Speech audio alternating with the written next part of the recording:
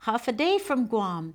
Thank you for the opportunity to address the Global Island Summit on the Pacific climate change financing hurdles and the role of Guam in increasing adaptation funding.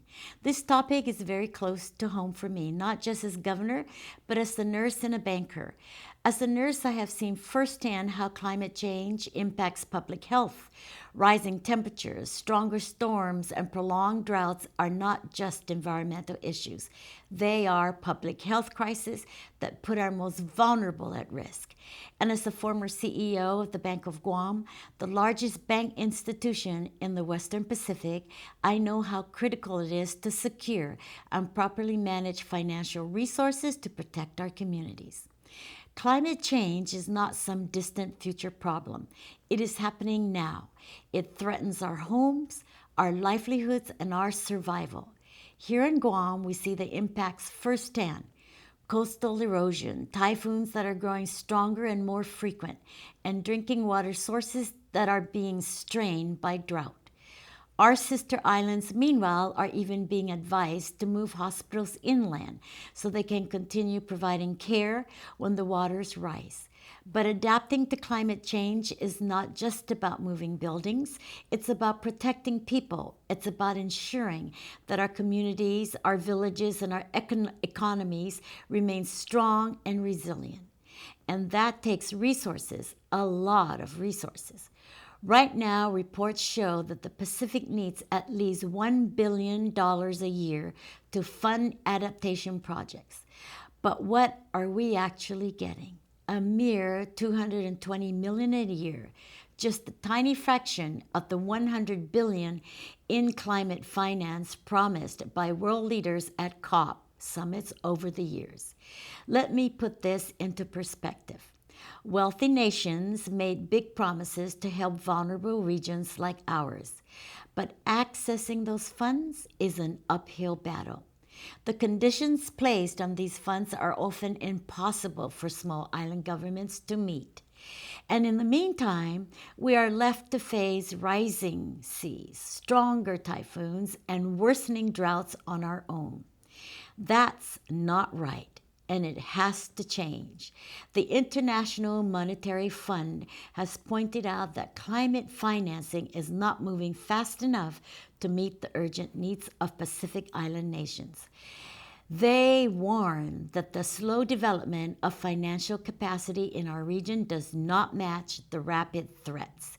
This is where Guam can help. We are uniquely positioned to lead the way to strengthening financial systems, to access and manage these funds. And we have proven track record to back this up.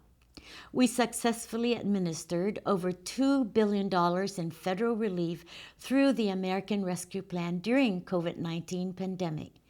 The University of Guam, through its research corporation, has effectively managed over $100 million in grants and endowments. Our government has clean financial audits year after year. Guam is the only U.S. territory with an investment-grade credit rating, proving our fiscal stability and accountability. But beyond managing funds, Guam has the expertise, people with the skills in grant writing, financial management, lending, auditing, and project administration. These skills are exactly what is needed to unlock climate adaptation funds for the region. We are not doing this alone. Through regional organizations like the Pacific Islands Forum, the Micronesian Islands Forum, and Pacific Islands Development Bank, we are working with our Pacific neighbors to pool resources and strengthen financial capacity. One initiative I strongly support is Unlocking Blue Pacific Prosperity, a strategy our Pacific leaders committed to at COP28 in Dubai. It is built on one simple principle: use Pacific strengths to tackle Pacific challenges. One of these strengths is Guam's financial ecosystem. We are home to the Pacific Islands Development Bank, where Micronesian leaders sit on the board. Expanding its role to merge and manage climate adaptation funds would be a game changer. We have an established banking sector with FDIC insured local and regional banks ensuring financial security and oversight. We have insurance providers and financial institutions that are already working in climate resilience. This financial foundation is what makes Guam an ideal hub for climate finance management. A major problem we face is that climate adaptation funds are tied to conditions that favor large countries, those with millions of people and vast administrative networks. But what about the remote islands and atolls with populations of just 150 people?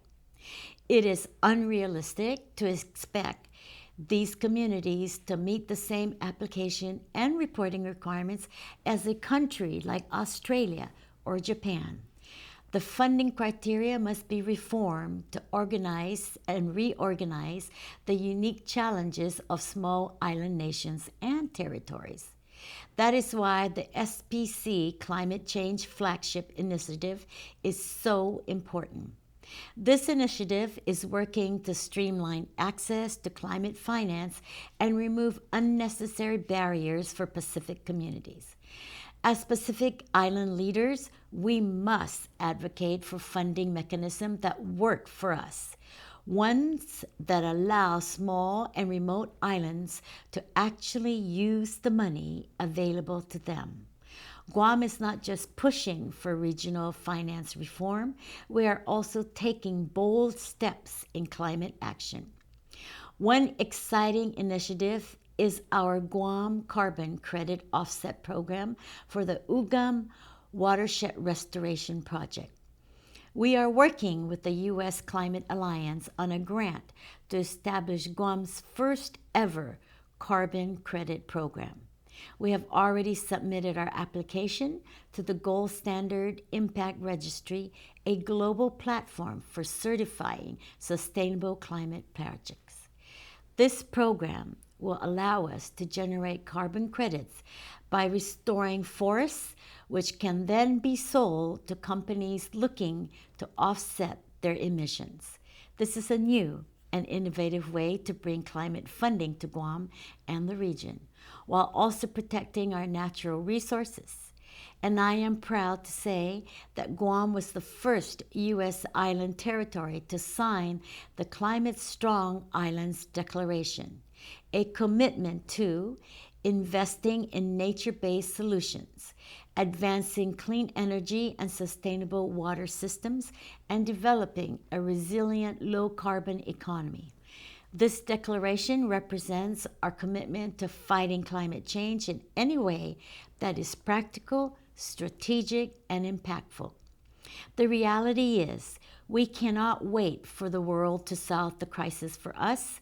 We must take action now. We must advocate for Pacific-friendly climate finance policies. We must train and empower our financial and environment experts to manage these funds. We must leverage our strengths from banking to governance to become a regional leader in climate adaptation funding. The future of the Pacific depends on what we do today.